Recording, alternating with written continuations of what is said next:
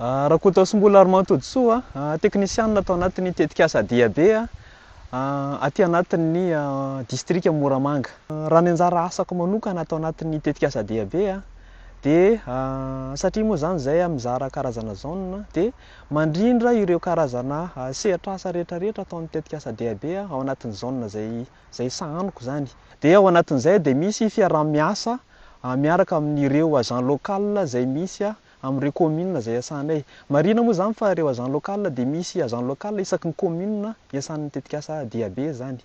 Dia ao anatin'izay misy fiaraha-miasa amin'ireo mpanentanay fotony na ny hoe agent local eny anivon'ny commune zany.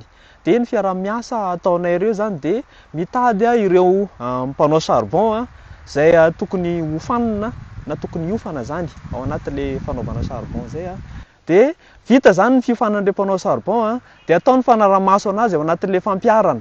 Dia anjaranay ihany koa zany ny miara-miasa amin'ny agent local mitady an'ireo olona ireo ny fampiarana zay ataony zany.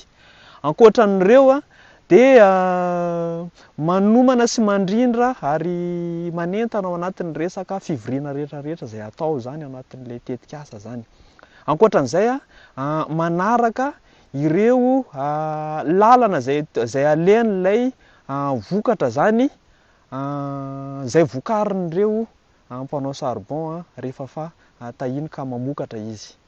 Ao anatin'ny fivoriana moa zany isaky ny fivoriana dia anjaranay zany no mandrindra an'izay fivoriana iarahana amin'ny mpisehatra rehetrarehetra zay dia ankoatran'izay fandrindrana zay zany dia zay no mamolavola an'izay zavatra rehetrarehetra ho tanterahana ao anatin'ireny fivoriana ireny.